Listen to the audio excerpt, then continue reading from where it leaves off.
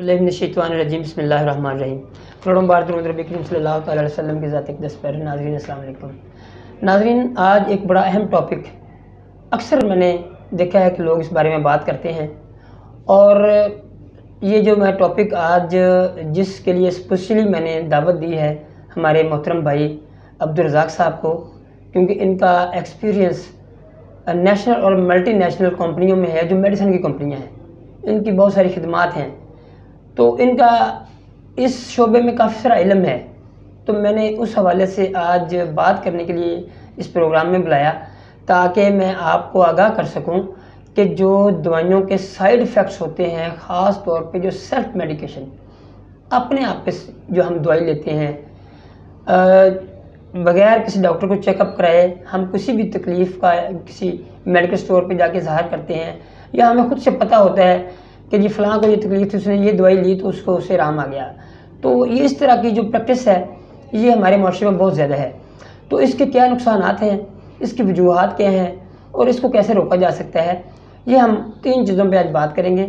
और मैं अपने मोहतरम भाई हमारे जो अब्दुल रज़ाक साहब हैं, इनके पास जाऊंगा बिला ताख़ीर, ताकि वो आपको इस बारे में वो चीज़ें बताएं जिनसे बहुत सारे लोग नुकसान उठा चुके हैं सेल्फ मेडिकेशन से। और हम आपको कोई 1-2 केसेस बताएंगे जो इस चीज़ का शिकार हुए और वो आज तक परेशान हैं, सेल्फ मेडिकेशन। अस्सलाम वालेकुम। वालेकुम अस्सलाम। क्या हाल है? रज़ाक भाई, सेल्फ मेडिकेशन के हवाले से मेरे पास तो बहुत सारे केसेस हैं जिन्होंने कोई भी दवाई अपने तौर पे ली या किसी छोटे डॉक्टर से ली, तो बगैर तशख़ीस से जब दवाई ली तो उनको जो नुकसान हुआ वो बहुत मुश्किल हुई, और बाद का तो नामुमकिन हुआ उसको ट्रीट करना। आप क्या कहते हैं? बिस्मिल्लाहिर्रहमानिर्रहीम। सबसे पहले तो हाकिम साहब, मैं आपका शुक्रिया अदा करूंगा कि आपने एक अहम टॉपिक पे जो है डिस्कशन रखी है।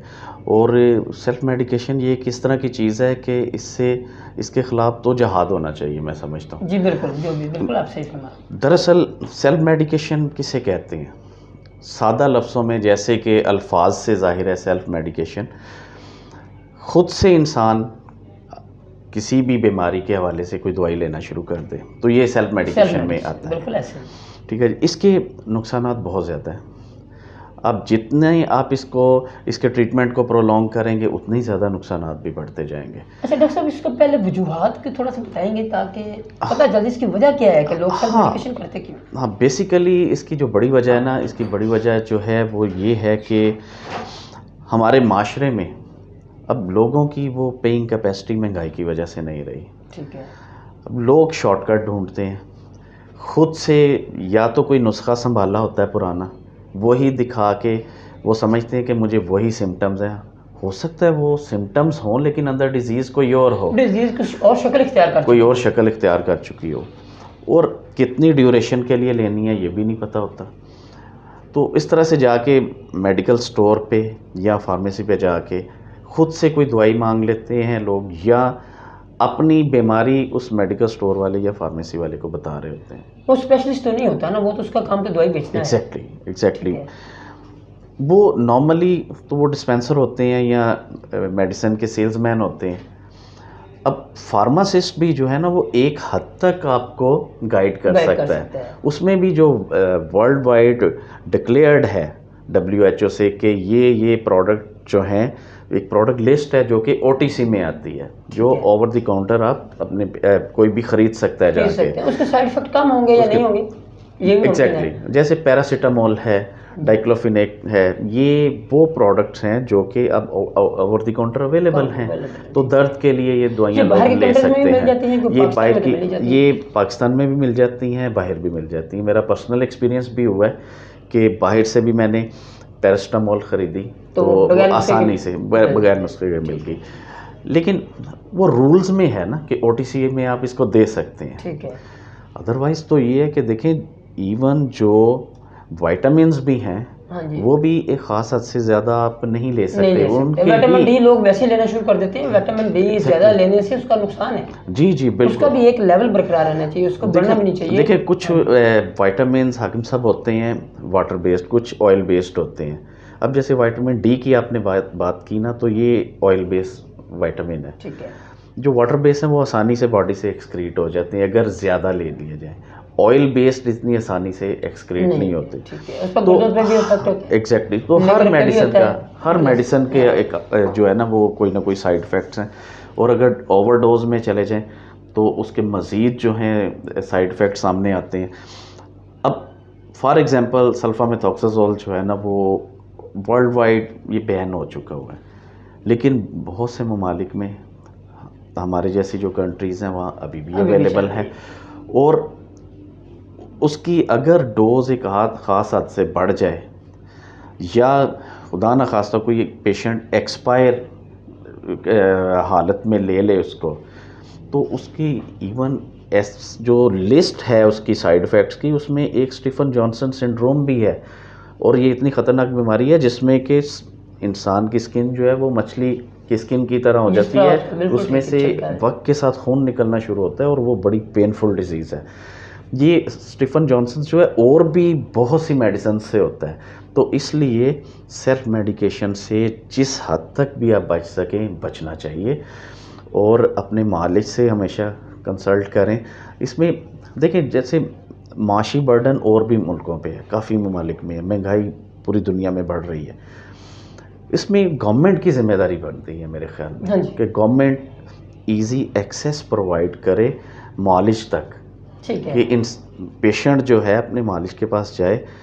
اب دیکھیں نا اگر قطار میں لوگ لگے ہوں گے تو وہ ڈاکٹر بھی بیچارہ کیا کرے گا, وہ بھی جلدی کیونکہ سب کو ایک مخصوص ٹائم میں چاہیے ہوتا ہے جو مریض کی ڈائگنوز تشخیص بنانے کے لیے. ہاں وہ ٹائم اس کو مل نہیں پاتا, وہ بھی سمٹم پہ ہی میڈیسن اکثر لکھ دیتے ہیں, وہ اکثر جو ہے نا وہ سمٹمز پہ اور پیشنٹ سے پوچھ کے پھر لکھ دیتے ہیں, ان کی بھی مجبوری ہے. لیکن اب صورتحال یہ ہے کہ پراپر ڈائگنوز ہونا چاہیے, جو ٹیسٹ ریکوائرڈ ہوں لیب ٹیسٹ وہ کروانے چاہیے, تو یہ ایک پراپر طریقہ کار ہونا چاہیے. تو یہی وجہ ہے کہ گورنمنٹ کی اس میں بہت زیادہ ذمہ داری ہے, اور ایک لیول اور ہے, ایک لیول حاکم صاحب ہو رہا ہے, وہ یہ کہ بہت زیادہ ایڈورٹائز کرنا چاہیے اس بات کو کہ سیلف میڈیکیشن سے آپ بچیں.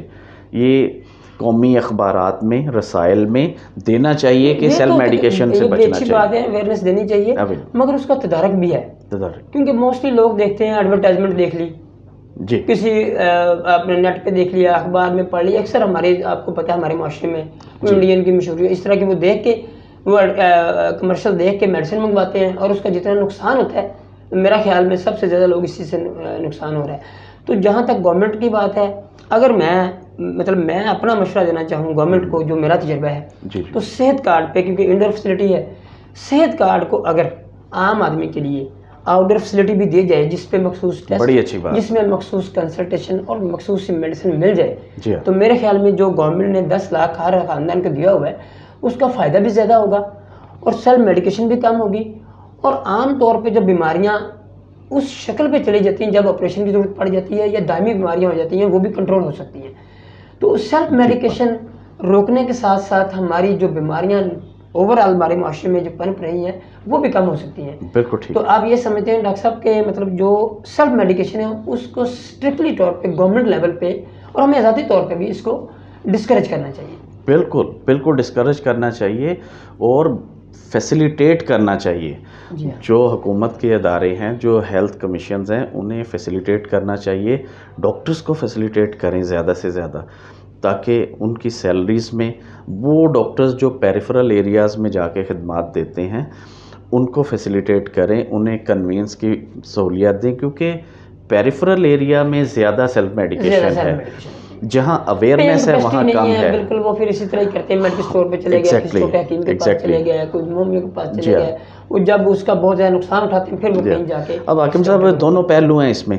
اب ایک تو جو اگنورڈ ایریاز ہیں وہاں سیلف میڈیکیشن ہے, کویکری ہے, وہ بھی اس کی ایک شکل ہے. جی بالکل ٹھیک ہے. LHVs کو جس مقصد کے لیے ٹریننگ دی جاتی ہے وہ تو پتہ نہیں پورا ہو رہا ہے یا نہیں, لیکن وہ اپنی پریکٹس کر رہی ہیں اور پراپر پریکٹس کر رہی ہیں, جو کہ غلط بات.